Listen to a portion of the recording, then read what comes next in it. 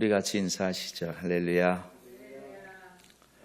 우리 옆에 분과도 좀 같이 인사하셨으면 좋겠습니다. 잘 오셨습니다.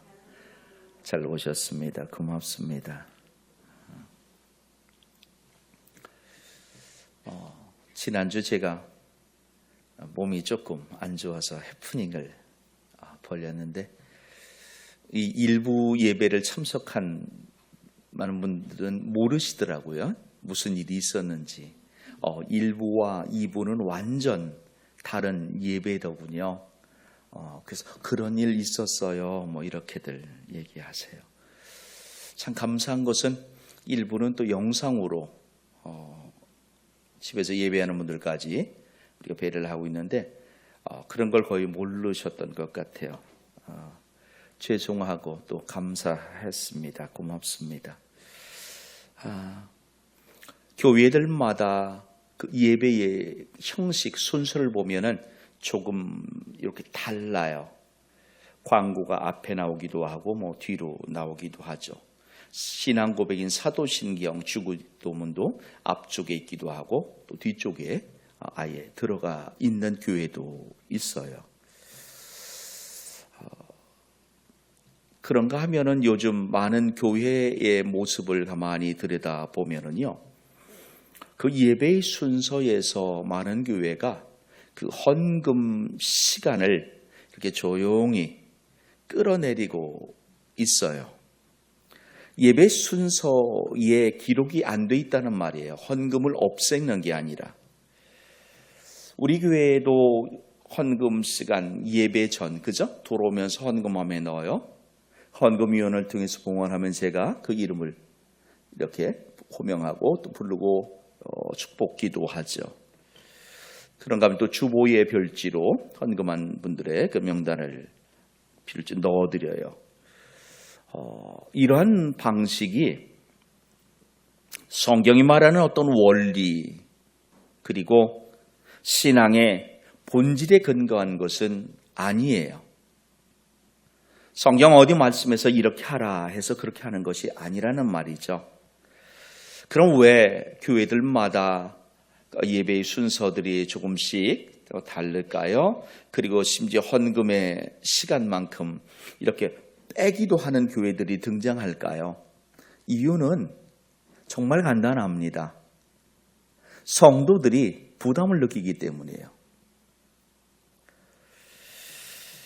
단지 성도들이 부담을 느끼는 것을 줄여보려는 의도에서, 즉 배려해서 헌금의 순서를 기록해 놓지 않는 것이에요. 그래서 어느 교회 목사님께서 말씀을 마치고 기도할 때 헌금이 올라오기도 하는 거예요.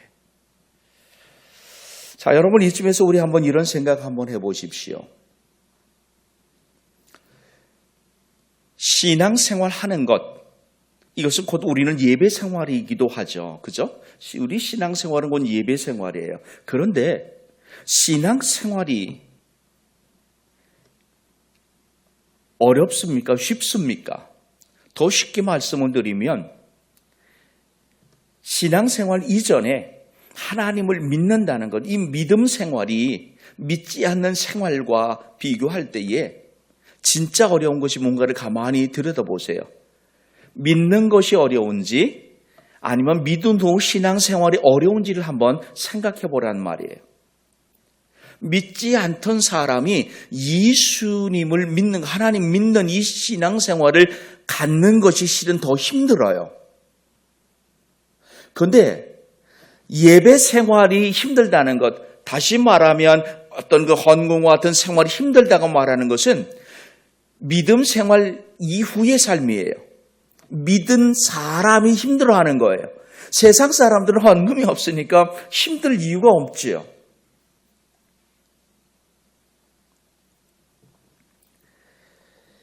예배하는 믿음보다 예배하는 그 삶 안에서 어느 한 부분이 힘들어요.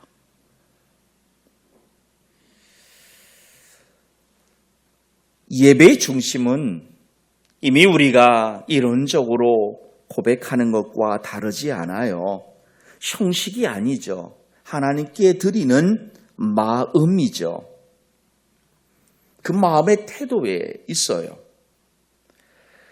예수님의 십자가를 우리가 마음에 품고 있어요. 우리를 향한 하나님의 완전한 헌신이 바로 예수님의 십자가예요. 그 은혜가 우리를 살게 하고 있어요. 우리로 하여금 살아가게 하는 것이에요. 따라서 예배 생활, 특별히 예배에 있어서 이 헌금 또한 율법적 의무라기보다는 그 복음의 은혜에 감사해서 드리는 그런 자발적 감사의 응답이어야 해요. 감사해서 드리는 것이에요. 하라 해서 드리는 것이 아니라는 말이에요. 나아가 이 헌금은 교회 운영을 위한 수단 또한 아니에요. 정말 하나님께 감사하는 신앙의 고백이에요. 예배의 순서에서 찬양, 여러분 찬양을 잘 부르는 분들은요, 찬양 시간이 정말 즐거워요. 행복해요. 그래서 정말 어떤 분들 중에는 조금 과장하면은요, 찬양만 했으면 좋겠대요. 우리 교회도 찬양 시간을 늘리자는 분이 있어요. 이제 설교가 은혜가 덜 되다 보니까. 그렇다고 그렇게 뒤에서 크게 웃으시면 제가 어떻게 되겠어요? 그런데 여러분, 부담된다고 찬양을 예배 순서에서 빼지 않아요. 마찬가지예요. 헌금 또한 단순한 하나의 순서의 한 부분에 들어가는 것이 아닌 감사의 표현이라는 거예요. 그래서 하나님은 시편 50편 1절로 15절, 특별히 7절로 13절에서 이렇게 말씀하시고 있어요. 같이 한번 읽어보겠습니다. 내 백성아 들을지어다. 내가 말하리라. 이스라엘아 내가 내게 증언하리라. 나는 하나님 본대의 하나님이로라. 나는 내 재물 때문에 너를 책망하지는 아니하리니 내 번제가 항상 내 앞에 있음이로다. 내가 네 집에서 숫소나 네 우리에서 순념소를 가져가지 아니하리니 이는 삼림의 짐승들과 무산의 가축이다 내 것이며 산의 모든 새들도 내가 아는 것이며 들의 짐승도 내 것이미로다. 내가 가령 줄여도 내게 이르지 아니할 것은 세계와 거기에 충만한 것이 내 것이미로다. 내가 숫소의 고기를 먹으며 염소의 피를 마시겠느냐? 아멘.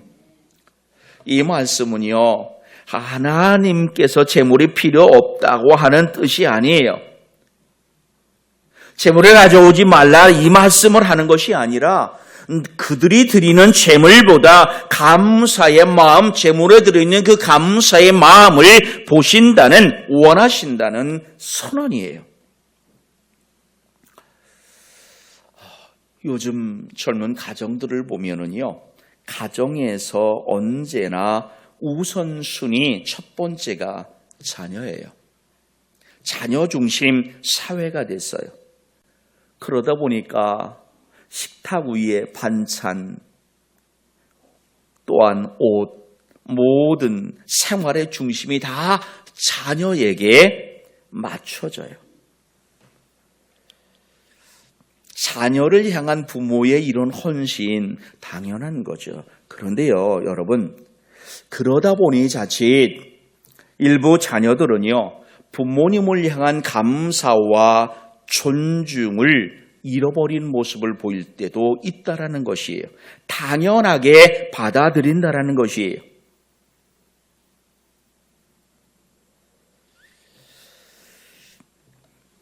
부모가 먼저 자녀들에게 감사와 존중이 회복되어져야 돼요. 다시 말하면 자녀들은 부모를 향해서 내가 부모님 때문에 이같이 살아가고 있다는 것을 느껴야 되는 거예요. 그럴 때 자연스럽게 자녀들은 부모를 존경하고 부모에 대한 감사가 고백되어지는 것이죠. 당연히 받아야 될 권리, 누려야 될 그 권리를 누린다고 생각하면 안 된다는 것이에요. 그것이 깨지면 가정의 질서가 무너져 버려요. 조금 심하게 말하면 가정이 파괴되기도 해요. 관계가 깨어지기 때문이에요. 마찬가지입니다. 하나님과 우리 사이의 관계 또한 하나님에 대한 감사와 존중이 사라질 때에 예배에는 감사와 감격이 사라져요. 메마라져요. 앞서 계속 제가 드리는 말이 있어요. 하나님이 원하시는 것은 물질, 다시 말하는 돈의 어떤 크기 액수가 아닌 드리는 그의 마음이라고 그랬어요. 역설적으로 여러분 한번 생각해 보십시오. 저와 여러분이 정말 이 세상에 살아가면서 좋아하는 게 뭐예요? 그게 돈이라면 내게 있어 가장 소중하다고 귀하게 생각하는 그 돈을 하나님께 드림으로 내가 하나님 이것보다 하나님을 더 사랑합니다라는 고백을 표현하는 모습이 되지 않겠습니까? 그런데 오늘 우리는 그렇게 못한다라는 것이에요. 하나님으로부터 십자가의 온전한 헌신을 받은 존재라 고백하면서도 우리가 하나님을 향해서는 일부조차 드림에 부담스러워한다라는 것이. 그래서 어떤 사람들은 이런 말도 하잖아요. 오른손이 하는 것 왼손이 모르게 하라 하셨는데, 그래서 드리는 어떤 헌금도 드러내지 않았으면, 그 드린 사람들 이름도 부르지 않았으면 그렇게 요청하시는 분도 있어요. 여러분, 그 말씀의 원류가 어디예요? 마태복음 6장 3절 4절에서 하신 예수님 말씀에서 따온 거잖아요. 너는 구제할 때에 오른손이 하는 것을 왼손이 모르게 하여 내 구제함을 은밀하게 하라. 은밀한 중에 보시는 너희 아버지께서 갚으시리라. 아멘. 쉽게 말하면 구제함에 있어서 이웃과 나눔에 있어서 외식하지 말라라는 것이에요. 거기서 말하는 외식은 밖에 나가 음식 먹는 것이 아니라 그 식장은 꿈일 식자예요. 꿈이야 가장에서 보이지 말라라는 것이에요. 공동체 안에서 헌금 생활을 숨기라는 말이 절대 아니에요.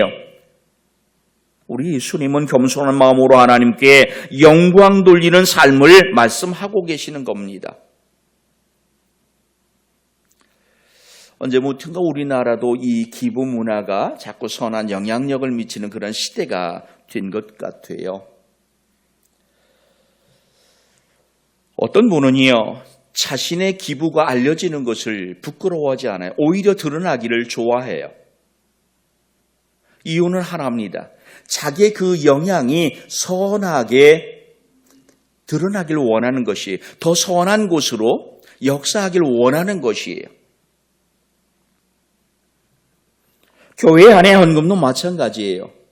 드린 이들을 드러내고 많이 드린 일을 자랑하기 위한 것이 아니라 서로를 격려하고 믿음을 세워가는 선한 나눔을 보이기 위해서인 거예요. 그래서 바울 사도는 골로새서 3장 15절로 17절에서 무엇을 이야기해요? 감사하라. 그렇게 권면하고 있어요. 여러분 15절 말씀을 다시 한번 보겠습니다. 이렇게 말합니다. 그리스도의 평강이 너희 마음을 주장하게 하라.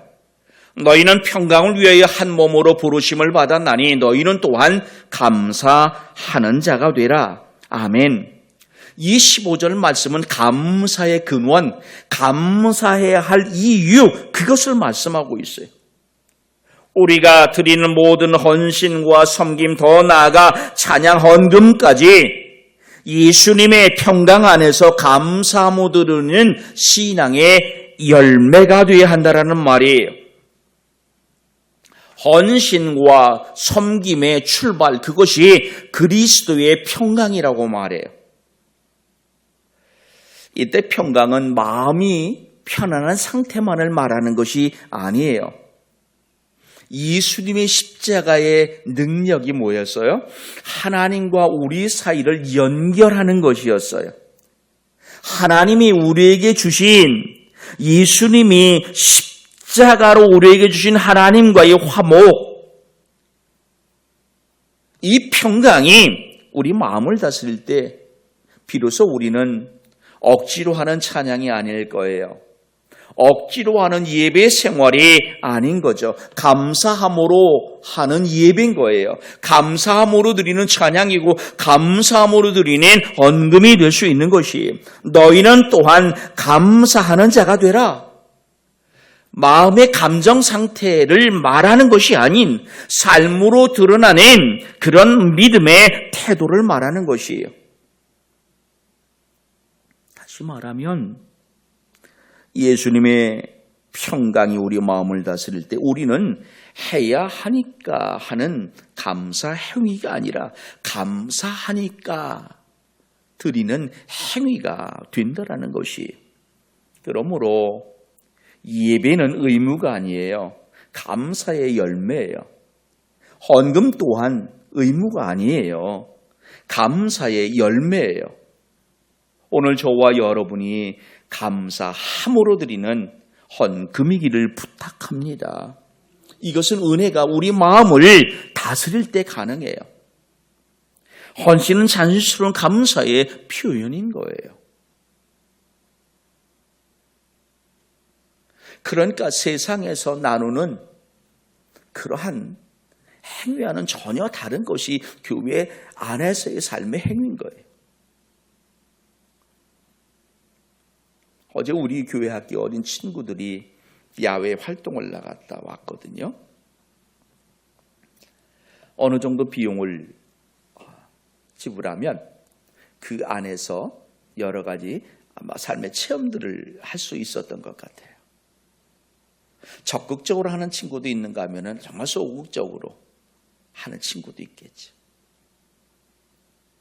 그 누리는 것, 그 안에서 모든 것을 누릴 수 있는 피스권을 이미 그들은 가지고 들어갔어요. 그런데 그것을 적극적으로 누리는 이들도 있는가 하면 누리기 싫어하는 이들이 있어요. 오늘 우리는 누리는 자가 되어야 된다는 것이에요. 그 누리기 위해서 지불한 것이거든요. 그 지불을 누가 했어요? 예수 그리스도 십자가의 생명이었던 것이지. 그러니까 오늘 우리가 누리는 것은 내가 이만큼 했기 때문이 아니라 받았기 때문에 누리는 것이에요. 그렇기 때문에 누리기 위해서 어떤 행위를 하는 것이 아니라 누리기에 감사해서 드리는 행위의 존재가 다른 것이에요. 용인에 자연농원이 있어요. 지금 에버랜드로 바뀌었죠. 그죠? 에버랜드가 있어요. 요 가까운 잠실에도 롯데월드가 있어요. 여러분 그 안에 들어가는 입장권이 있어요. 그죠? 시설을 이용하는 이용권이 또 따로 있어요. 그 이용하는 이용권도 종류에 따라서 몇 가지를 할 수 있는 거에 따라 비용이 달라요. 입장권과 시설을 이용하는 이용권이 다른 이유는 하나의 시설비가 들어갔기 때문이에요. 그러니까 그 시설비를 내고 우리가 이용하는 거잖아요. 그런데 교회는 이미 내가 내 생명을 투자했으니까 너는 갚아라고 말하는 것이 아니에요. 우리 스스로 자발적으로 누리다 보니 고마운 거예요. 감사한 것이에요. 그래서 일부를 드릴 수밖에 없는 거예요. 안 해도 누가 뭐라고 안 해요. 그러나 누리다 보면 진짜 깊이 빠지다 보면 고마움을 갖게 되는 것이, 오늘 저와 여러분의 삶이 이 고마움을 갖는 삶이기를 부탁합니다. 그것이 15절에 있는 바로 이 말씀이 감사의 근원, 예수 그리스도의 평강이 우리 마음에 있는 거예요. 이어지는 16절에서도 이렇게 말씀하고 있어요. 그리스도의 말씀이 너희 속에 풍성히 거하여 모든 지혜로 피차 가르치며 권면하고 시와 찬송과 신령한 노래를 부르며 감사하는 마음으로 하나님을 찬양하라. 감사의 표현에 대한 말씀이거든요. 그리스도의 말씀이 너희 속에 풍성히 거하라. 감사는 말씀으로 자라는 것이에요. 하나님 말씀이 우리 안에 풍성히 거할 때에 세상 가치가 아니라 하나님 은혜를 생각하게 되는 것이지요. 말씀이 채워진 사람은요, 내가 얼마를 드렸는가에 집중하기보다는요, 내가 얼마를 받았는가에 더 집중하게 되는 것이에요. 우리가 하나님 앞에 나아가는 삶 또한 그거예요. 받은 것이 감사하면 드림 또한 기쁠 수밖에 없거든요. 근데 드림에 집중하다 보면 받은 것은 잃어버리는 것이에요. 헌금은 의무가 아닌 찬양이어야 돼요. 예배는 감사의 노래로 바뀌어야 돼요. 감사하는 마음이 기쁨이 되시길 축복합니다. 그래서 바울은 시와 찬송과 신령한 노래로 감사하는 마음으로 하나님을 찬양하라 이렇게 말해요. 감사를 찬양으로 표현하고 있어요. 감사, 찬양이 넘치는 교회. 여러분, 얼굴 표정이 정말 달라요. 분열이 있는 교회, 찬양이 있는 교회는 전혀 달라요. 오늘 저와 여러분의 하나님께 드리는 찬양, 또 하나님께 드리는 헌금이 감사이기를, 기쁨이기를 부탁합니다. 이것이 하나님 받으시는 예배라 오늘 말하고 계세요. 감사의 근원, 감사의 표현, 더 나아가 감사의 열매에 대해서 바울 사도는 17절에서 이렇게 말합니다. 또 무엇을 하든지 말에나 일에나 다 주 예수의 이름으로 하라. 그를 힘입어 하나님 아버지께 감사하라. 우리의 말과 행동이 예수 그리스도의 이름으로 함이 되기를 부탁합니다. 감사는 주일날 예배하는 자리에서만 이루어지는 것이 아니에요. 내 삶의 전 영역에서 일어나야 돼요.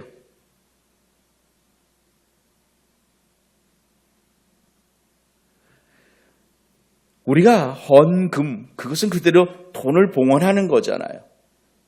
귀한 것을 드리는 것이에요. 그런데 돈만 귀한 것이 아니잖아요. 시간도 귀하잖아요. 얼마나 이 시간이 귀한지 금이라는 말을 써요. 시간은 금이래요.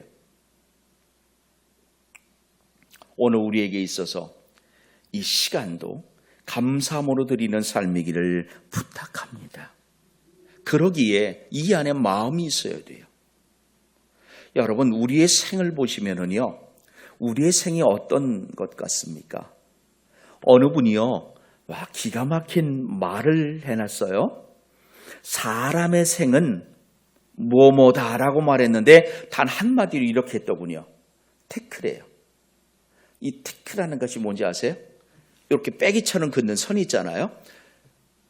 몇 년에 태어나서 몇 년에 사망했다 할때 가운데 그 빼기처럼 놓는 요거래요. 그 짧은 선. 그죠? 그 선이 점으로 이루어져 있거든요. 오늘 하루의 점을 우리는 또 이 선으로 연결해 가고 있는 거거든요. 어느 누구나 그 짧은 선이래요. 언제 태어나서 언제 사망했다고 하는 것을 알리는 그 사이에 그 작은 선. 그런데 재밌는 것은요, 어느 분이 자로 재봤잖아요. 똑같더란데요.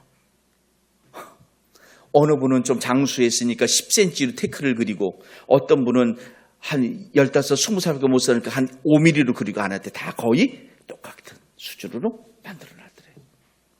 같다라는 거예요. 오늘 하나님이 보시는 것은요, 마음이에요. 그 마음이 예수 이름 안에 있을 때 그 드림은 하나님께 영광이, 저와 여러분에게는 기쁨이기를 부탁합니다. 그래서 하나님은 시편 50편 23절에서 이렇게 말씀하시잖아요. 같이 한 번만 보겠습니다. 감사로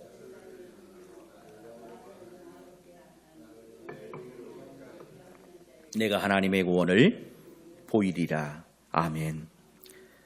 감사하는 예배자이기를 부탁합니다.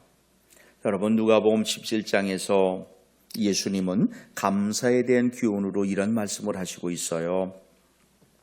예수님이 10명의 나병자를 고치셨어요. 그런데 그 10명의 치유받은 나병자, 즉 한센병자 중 오직 한 사람만 다시 예수님께 돌아와 감사합니다라고 표현을 해요. 누가복음 17장 19절 말씀을 보니까 이렇게 말해요. 그에게 이르시되 일어나 가라. 내 믿음이 너를 구원하였느니라. 아멘. 내 믿음이 너를 구원하였다. 치유받은 9명, 분명 육신은 나았겠죠. 그러나 감사했던 이 한 사람은 영혼까지 구원을 얻었다라는 겁니다. 하나님은 우리에게 재물이 아닌 감사의 마음을 원하시는 것이에요. 재물에 들어있는 마음을 더 보신다는 말이죠. 그 감사가 예수 그리스도의 평강에서 나오기를 부탁합니다. 말씀으로 잘하고 예수의 이름으로 드려질 때에 그때 우리의 이 헌금은요, 그냥 헌신이 아닌 은혜가 될 줄 믿습니다. 다시 말합니다. 하나님이 원하시는 것, 우리 하나님 말하시는 예배, 그 예배 안에 들어있는 우리의 찬양과 우리의 기도와 우리의 헌금을 한번 보십시오. 그리고 다시 감사의 기준을 새롭게 하시기를 부탁합니다. 많고 적음에 치중하는 삶이 아니라 감사의 마음이 우선하는, 받음에 감사하는, 드림에 집중하는 것이 아니라, 그럴 때 우리는 그 드림 또한 아깝지 않은 드림이 될 줄 믿습니다. 감사의 삶을 또한 전 삶의 영역으로 확장하시기를 부탁합니다. 매일의 삶에서 하나님 감사합니다. 그렇게 감사의 제사를 드리는 우리이길 부탁합니다. 오늘 예배했으니 이 한 시간으로 이 한 주간도 평안할 거야가 아니라 오늘 예배의 자리에서 충전한 이 삶의 능력으로 세상 가운데 살아가는 그 시간들이 참으로 기쁘기를 부탁합니다. 그리고 그 감사는 나누는 모습이기를 부탁드리겠습니다. 공동체 믿음의 본이 된다는, 공동체 믿음의 본이 되는 그런 드림이기를 부탁합니다. 오늘 아이들임은 더 나아가 격려하며 감사하는 교회이기를 부탁합니다. 그래서 서로를 세워가는, 자라게 하는 교회이기를 부탁드리겠습니다. 우리 같이 기도합니다.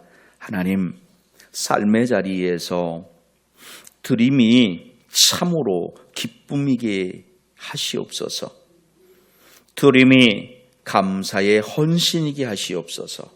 은혜의 예배이게 하옵소서. 감사하며 예수님 이름으로 기도하옵나이다. 아멘.